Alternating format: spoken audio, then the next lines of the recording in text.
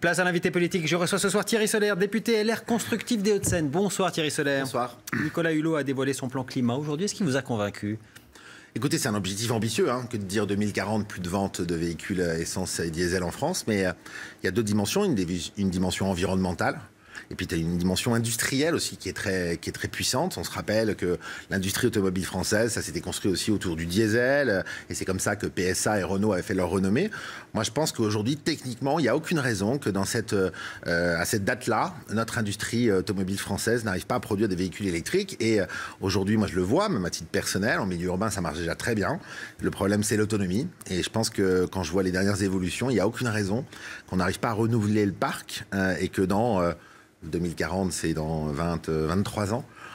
Toute vente de véhicules dans notre pays le soit par des énergies propres. Ça changerait la vie de tout le monde. Ça enlèvera beaucoup de maladies en milieu urbain qui touchent tout le monde, les enfants, les personnes âgées en premier chef. Donc je pense que c'est un objectif ambitieux mais réaliste. Il y a un chiffre qui aurait intéressé les Français, peut-être prêts à changer de voiture et avoir une voiture plus propre, c'est celui de la prime de remplacement. Elle n'a pas été chiffrée. Vous estimez qu'elle devrait être de quel montant? Je ne veux pas vous répondre comme ça. C'est un montant juste.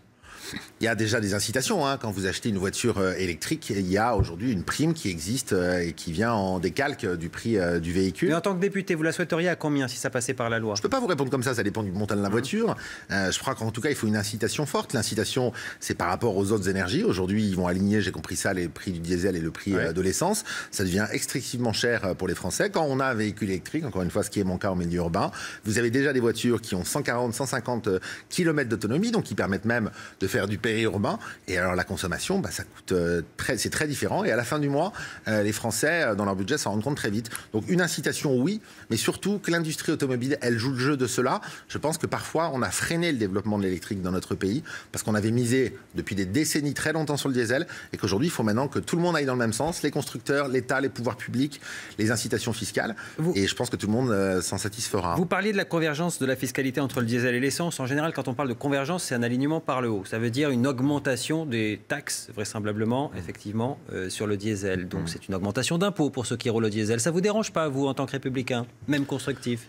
Vous savez, les hausses d'impôts, il y en a eu énormément. Moi, ce que je veux, c'est que dans notre pays... Mais toute la campagne des Républicains, c'était stop aux hausses d'impôts. Non, la campagne des Républicains, c'était la hausse de la TVA.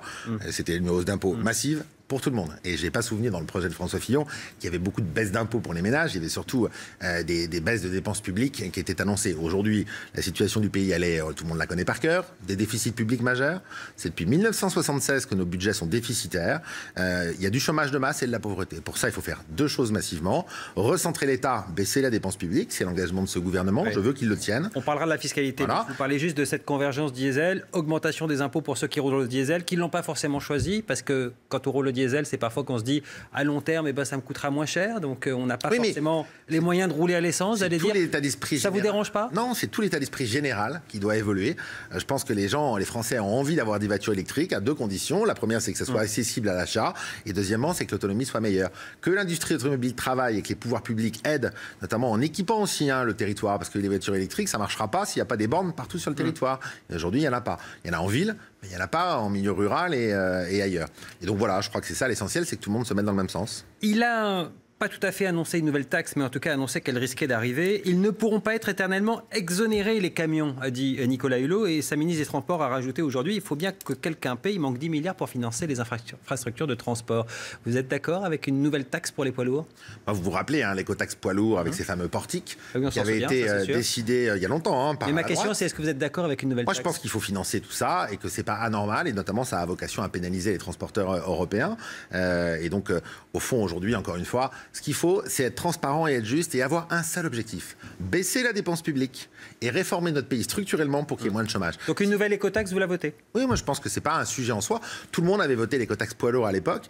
Il s'est trouvé qu'elle était arrivée dans sa mise en œuvre avec les portiques, rappelez-vous, sous François Hollande, comme la taxe de trop. Et donc je crois que structurellement, il y a eu un accord politique sur le sujet. Donc c'est pas un problème pour moi. Bon, à l'époque, vous disiez c'est la taxe de trop. Donc là, vous dites, ça ne sera pas la taxe. Parce qu'ils avaient monté les impôts. Vous avez changé d'avis. Non, du tout, parce qu'ils avaient monté les impôts massivement dans tous les sens. Encore une fois, on peut dissocier tranche par tranche. Et on a deux problèmes dans notre pays. Un problème général. trop d'impôts. Et moi, j'ai entendu le discours du Premier ministre et j'ai noté que son objectif, c'est la première fois que j'entends ça, moi, depuis 25 ans en France, hein, dans beaucoup de sujets, revenir à une fiscalité qui est la moyenne de l'Europe de l'Ouest. Puis deuxièmement, il y a des cas très spécifiques. Il y a le problème de la pollution et des moteurs diesel, notamment qui sont encore polluants, même s'ils ont largement évolué. Et moi, je suis tout à fait favorable à ce qu'on fasse cette mutation. 2040, c'est pas non plus tout de suite, pour nous permettre d'avoir partout sur le territoire des véhicules propres. On a eu beaucoup de promesses aujourd'hui de la part de Nicolas Hulot. Il y a eu les autres promesses qui ont été confirmées par Édouard Philippe, les autres la veille au Congrès qui avaient été confirmées par Emmanuel Macron. Et par ailleurs, on nous dit qu'il va falloir trouver 5 milliards pour boucler le budget. Est-ce que ça ne vous paraît pas l'équation impossible, tout ça? Je pense que la situation des finances publiques est très dégradée. J'ai lu avec intérêt le rapport de la Cour des comptes. Et c'est vrai que les chiffres que le Premier ministre a rappelés d'ailleurs, hein, quand les Allemands lèvent 100 milliards d'impôts, ils en dépensent 98 ou 97. Ils ont 2-3 milliards d'excédents. Et nous, pendant ce temps-là, on lève 127 ou 128 milliards d'impôts, je donne les chiffres de mémoire, et on en dépense 135 à 140. Ça veut dire, on lève plus d'impôts, et en plus, on continue à dépenser plus. Ma question, toutes les promesses-là qui continuent à être faites, est-ce qu'elles vous paraissent en cohérence avec la promesse de réduire les déficits et de trouver 5 milliards pour boucler ce budget? Mais je n'entends pas des promesses qui sont irréalisables. Moi, j'entends surtout un constat qui est fait de la part du gouvernement. J'entends que le gouvernement se fixe comme objectif l'équilibre des comptes publics. Et j'entends que le gouvernement veut faire des réformes structurelles très puissantes pour changer le modèle économique de notre pays. Qui ne peut pas continuer comme ça. Vous n'êtes pas inquiet? Je suis inquiet de la situation actuelle du pays. Je serais inquiet si rien n'était fait. Parce que votre collègue Éric Woerth, par exemple, ex-collègue Éric Woerth, je ne sais pas, vous allez me dire, on va en parler. Il est inquiet, lui. Il n'y croit pas. Il dit, avec toutes ces promesses alignées, là, ça ne tient plus, ça ne marche pas. Et les comptes, il les connaît, Éric Woerth. Il a été ministre du budget. Encore une fois, moi, je veux bien qu'on refasse comme avant. C'est-à-dire, à peine élu, 8 jours après, on commence à agiter les chiffons rouges, à critiquer tout, à dire que c'est de la faute du gouvernement, en espérant en permanence, avec un regard gourmand, ce qui est en général le rôle de l'opposition, que le gouvernement se plante et que les prochaines élections soient meilleures pour nous qui sommes dans l'opposition. Moi, je ne veux pas cela. Moi, je souhaite que mon pays se redresse et je souhaite que des réformes structurelles soient enfin mises en œuvre. Et il y a une élection présidentielle qui vient d'avoir lieu et elle donne un contexte politique inédit qui nous permet de le faire. Alors vous savez quoi? Ne comptez pas sur moi pour aller rajouter des petites phrases aux petites phrases, d'essayer de prendre à chaque fois les mesures les plus difficiles pour essayer de dire oh là là, c'est un enfer. Voilà. Les Français qui nous regardent, qu'est-ce qu'ils voient? Ils voient que l'État, il s'occupe mal de ses fonctions régaliennes. C'est ça. Il n'assure pas bien la sécurité publique, la justice est beaucoup trop lente et pas toujours bien rendue. Deuxièmement, il y a du chômage de masse et de la pauvreté. Et ce qu'ils veulent, c'est que des réformes soient enfin faites. Et s'ils s'abstiennent ou s'ils votent pour les extrêmes, c'est souvent qu'ils sont en colère parce que la gauche et la droite, depuis 25 ans, ne l'ont pas fait. Alors, du coup, vous êtes ce qu'on appelle LR constructif. Vous avez voté la confiance, on va y revenir. Vos amis des Républicains, on va appeler ça comment? Classique? Canal historique? Qu'est-ce qui vous plaît le plus? Moi, je suis membre du Parti des Républicains, mais je suis surtout un député. Ouais. Et j'ai participé avec d'autres à créer un groupe parlementaire à l'Assemblée, une force parlementaire qu'on appelle les constructifs, avec des UDI, avec des LR, pour faire ce que je suis en train de vous dire, c'est-à-dire accompagner le gouvernement dans les mesures nécessaires, infléchir quand il y aura besoin. Alors, je vais finir ma question, j'ai entendu. Donc, vos amis républicains, ils ont entamé leurs ateliers de refondation, ça ne vous a pas échappé. La première question qui était posée, c'était quelles sont les raisons de notre échec? Vous n'avez pas eu envie d'y aller à ces ateliers, participer, répondre à cette question? Voilà les raisons de notre échec. Moi, je me suis surtout occupé de mes fonctions de parlementaire aujourd'hui. Les fonctions de l'échec, on ne les partage pas tous en même temps, hein, pour beaucoup.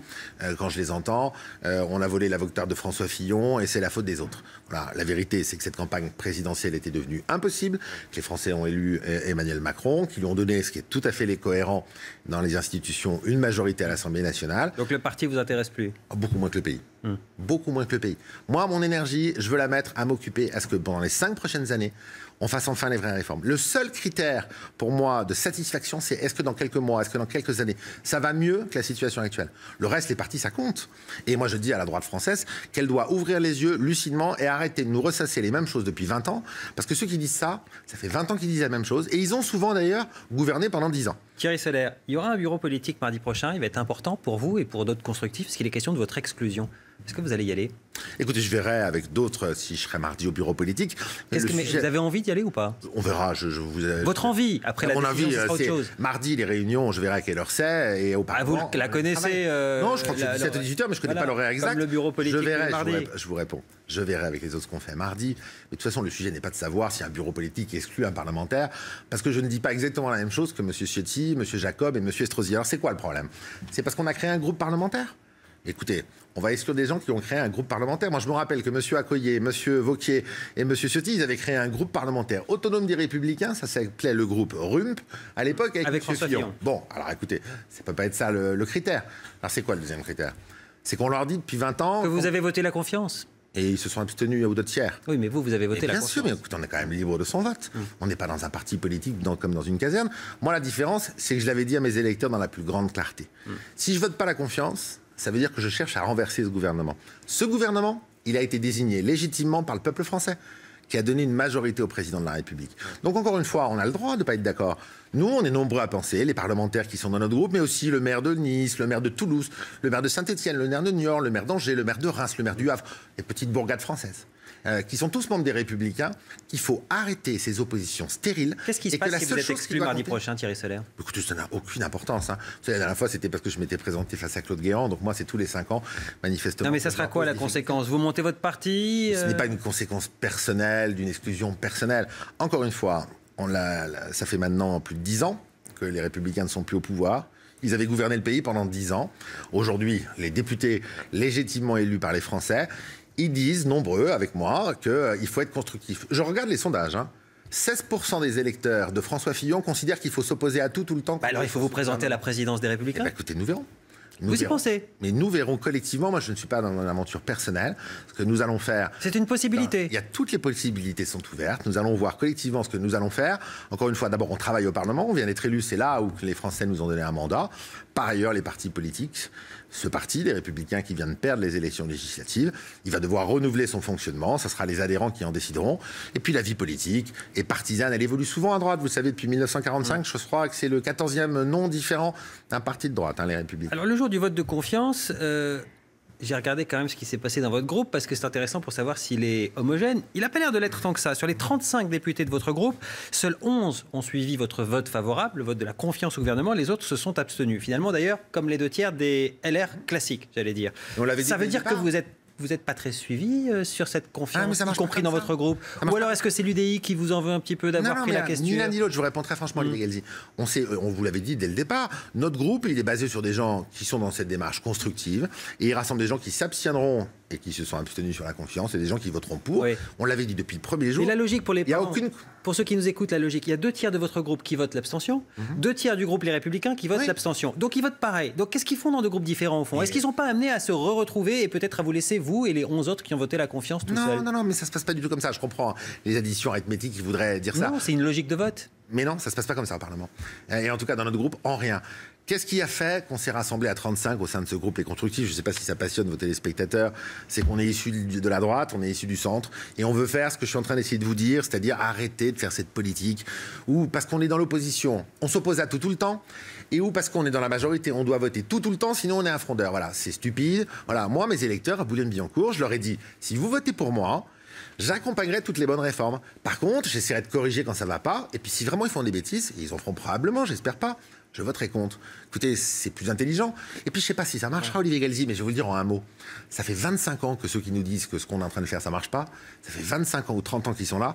Ça fait 30 ans qu'ils nous racontent la même histoire. Ça fait 30 ans qu'il y a plus de chômage. Ça fait 30 ans qu'il y a plus de pauvreté. Vos anciens amis d'LR diraient ça fait 30 ans qu'on n'avait pas vu ce que vous avez fait pour le poste de la questure. Je rappelle, pour ceux qui nous regardent, la questure, c'est un poste important parce que c'est ce qui définit, j'allais dire, le bon fonctionnement de l'Assemblée nationale. 2 à La République En Marche, c'est normal, ils sont majoritaires. Normalement, un 3e au groupe d'opposition.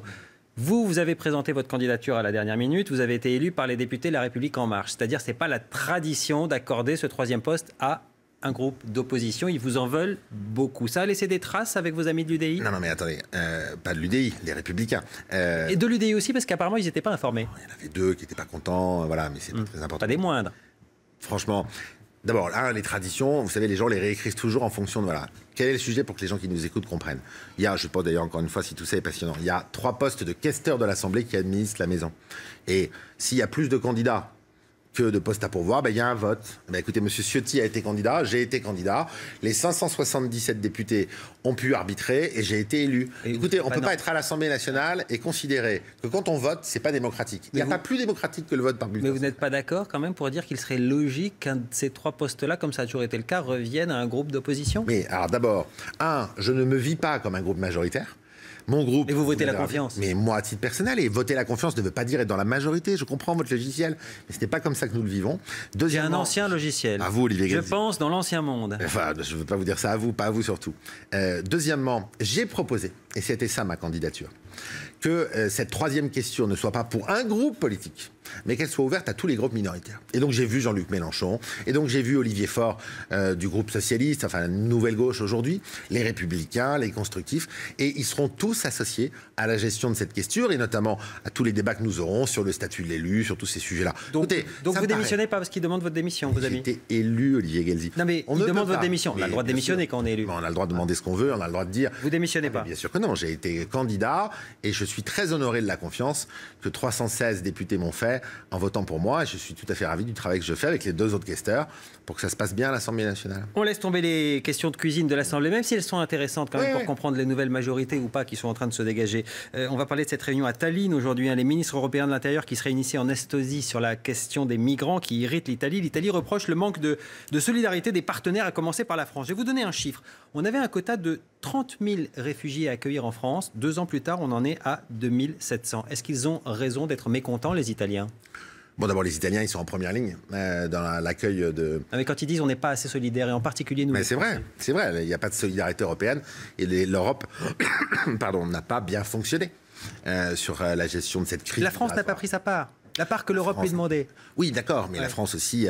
Donc, est-ce que vous êtes favorable à plus d'accueil de réfugiés? C'est ça que je vous pose comme question. Non, moi je ne suis favorable avant tout à ce que l'Europe fasse bien son travail. Et aujourd'hui, depuis 2 ans que cette crise est là, l'Europe ne montre pas beaucoup d'efficacité. Pardon, elle a fait son travail en répartissant des quotas. On n'a pas répondu pour l'instant aux quotas qui nous ont été imposés. Donc c'est la France le problème pour l'instant. Alors moi, je ne considère pas ça, Olivier Gazzi. Je considère que l'Europe n'a pas bien fait son travail. Et en quoi elle n'a pas bien fait son travail? C'est qu'elle aurait dû mieux veiller, Frontex notamment, qui est l'organe européen chargé des frontières, aurait dû être dotée beaucoup plus pour permettre d'être efficace. Aujourd'hui, elle subit considérablement un afflux de réfugiés considérable. Et deuxièmement, dans ces réfugiés, et c'est ça l'immense difficulté, vous avez très difficilement la capacité de différencier ceux qui fuient, notamment la Syrie et des pays en guerre, et ceux qui sont des migrants économiques qui arrivent par la même occasion, notamment partout en Europe, en Italie, et nous, chez nous en France, par la frontière italienne. Donc, la France, bien sûr, je comprends la situation italienne.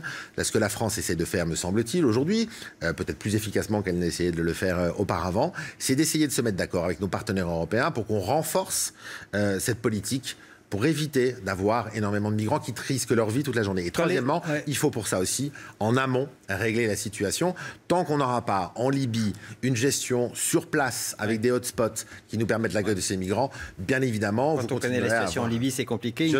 Toute dernière question. À Calais, l'État refuse d'appliquer la décision du tribunal administratif qui avait demandé à ce qu'on aide les migrants, qu'on mette des points d'eau, des douches, ne serait-ce que par humanité. L'État conteste en justice cette décision judiciaire. Qu'est-ce que vous en pensez? Alors, on a toujours raison de mettre de la dignité là où il y a de l'indignité.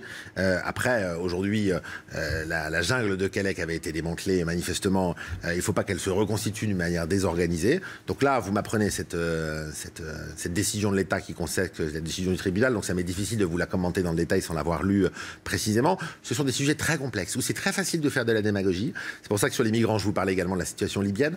Tant que vous ne prenez pas le problème dans son ensemble, et que les Européens ne se fixent pas des priorités, notamment celle-là, pour avoir des résultats, il ne se passera rien et on continuera à subir. Merci Thierry Solère d'être venu répondre à nos questions ce soir. On se retrouve pour le grand décryptage. On va revenir sur les conséquences de l'arrêt de la Cour de cassation concernant les enfants nés de gestation pour autrui à l'étranger. A tout de suite.